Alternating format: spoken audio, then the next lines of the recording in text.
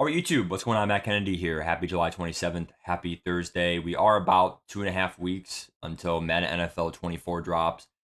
I did make a video going over the time speculation and also like just when can you expect it to actually drop. I really hope it's just what it is. It does say 8 p.m. Eastern time on the 14th for the deluxe edition. Obviously, the standard edition will be either the night of the 17th or on the 18th on the actual Friday for release day. But as for today, we do have some information going over some gridiron notes. I guarantee you this is one of the biggest information drops we're going to get until actual early August, which is literally in about 4 or 5 days. So let's go ahead here and see what the feedback was from the beta. It dropped about an hour and a half ago. Honestly, like the input latency was the top issue for this. Also, they mentioned that this was the biggest and most successful beta for Madden NFL ever. I don't know if that's just advertising or that's legit, but I don't know why you would lie about that. I mean, obviously, you could get away with lying because no one would really be able to know, but you gotta assume it's the truth, right? Even though it's EA Sports. So, that's pretty good. Obviously, worldwide launch is on August 18th. Deluxe edition is going to be the 14th at 8 p.m. Supposedly on the store, it says that for PSN. Um, One thing I'll say as well is remember the EA Access trial is not a thing anymore. So do not be going out there and getting the EA Access trial for 10 hours. I kind of miss that, but it is what it is. I mean, it's EA's decision. It sucks. So just don't get EA Access. Don't waste your money. One thing I'll say is, again, the input latency. Supposedly they said that this is fixed. Um, but they said that like for PC players, this issue was often confused with general lag or hitching. But honestly, I feel like let's just hope it's fixed.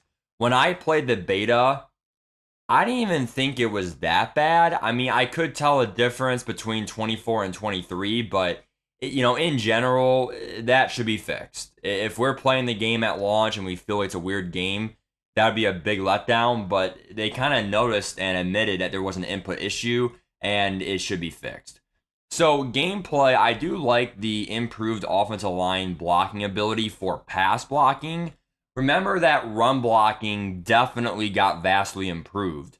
They had a gameplay video. It talked about the running lanes and the blocking AI and how they're going to really be able to get those second level blocks even better, pull blocks, etc. But now we go into the pass block. And I really like the pinch D line, user defender stacking, put over the center, all that stuff. So whatever they did, it hopefully countered the buff pass rush from last year. Again, all these are easier said than done. This is what I'm going to go over today. I wish we had some gameplay clips. That would be obviously a 10 out of 10, but them providing us with the details is at least decent. Now man coverage win. I want to pull this up from last year. I could have sworn that they nerfed man coverage in last year's beta feedback. They're supposedly doing it again. So these two right here are the beat press chance win, and then also just in general man coverage, the receiver cuts.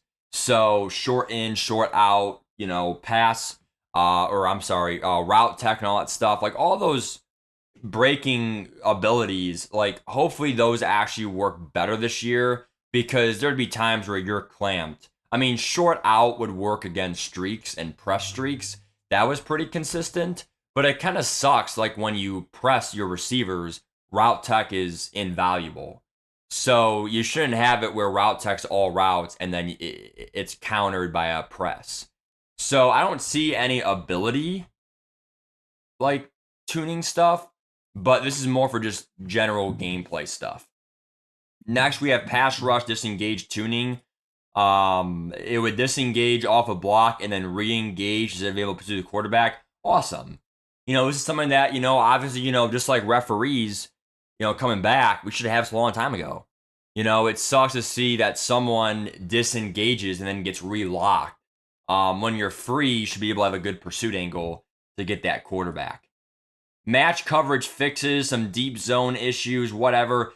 Not gonna lie to you, match coverage, if ran effectively, it could be one of the most broken coverages in the game just because it's tough. You have to know how to, you have to know how to, you have to know how match coverage works in order to beat it.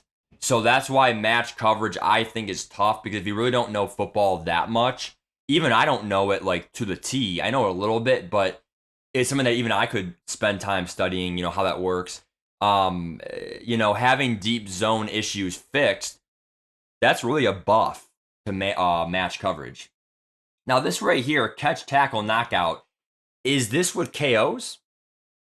Or is it just in general, no KOs, just I'm behind you, okay? And the ball gets thrown, you're behind me, and then I would catch it and then get knocked out from you behind me. So are they fixing it now to where, hey, you're going to catch a lot more because look, the ball is not being directly affected when pulling in the catch. So that honestly, what that tells me is between this, and this, if someone's on your ass for man coverage, whatever, like I'm seeing a lot of man coverage wins here or man coverage like nerfs. So, the only deep ball buff is right here because supposedly, you're going to have less balls knocked out. But again, is that with KOs or not? That's something that I want to be more specific. But this and this, just in general, it's just better man coverage beaters. This one right here is helping the defense out. But this is our first one where it's like, hey, for cover beaters, whatever, if you're over the top, you could be over the top this year. So, I really like seeing that. But also, if you abuse it, are you going deep every single play? Now, right here, I like how they admitted that the players were psychic. Like, they actually admitted that they had eyes behind their back. And when there's a screenplay, the D line would go to the running back. I don't really know how I feel about this because you see real NFL players doing that. They literally have play recognition, like literally, and they're able to see and sniff out the screen because of the blocking defenders, like the way the O line's assembled. Oh crap, this is a screen, and they'll go over there and just man up the running back. Will this buff halfback screens? Last big time I saw halfback screens being the meta was back in MUT 15. And that was my first year ever playing. It was obviously on old gen Xbox 360. I was in 8th grade. And I'll never forget the backdoor screen. It was pretty overpowered. So not jailbreak screen, like the halfback, go the other side screen. So that's pretty overpowered. So halfback screens are very utilized in the NFL. I want to see it more prevalent in the game for MUT. Franchise already is kind of used because there's really no cheese in franchise, but MUT, free for all, honestly, dude, I want to see it more prevalent, but don't abuse and make it too overpowered, especially with the run blocking being buffed.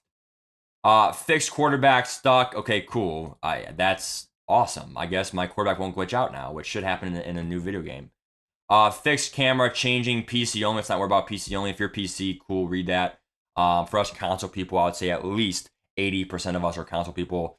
But honestly, the coach cam will get brought up. Okay, awesome. That should be fixed. Awesome. AI team field goal logic and the AI clock management. I've been hearing this for years.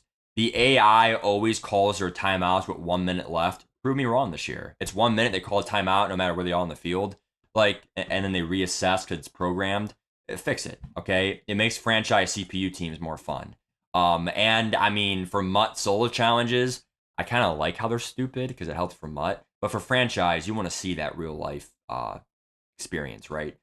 The rest, I recommend reading on your own. I mean, it would be over a 20-minute video if we did that. Honestly, for MUT, kind of just basic stuff. Nothing really too like cool for that.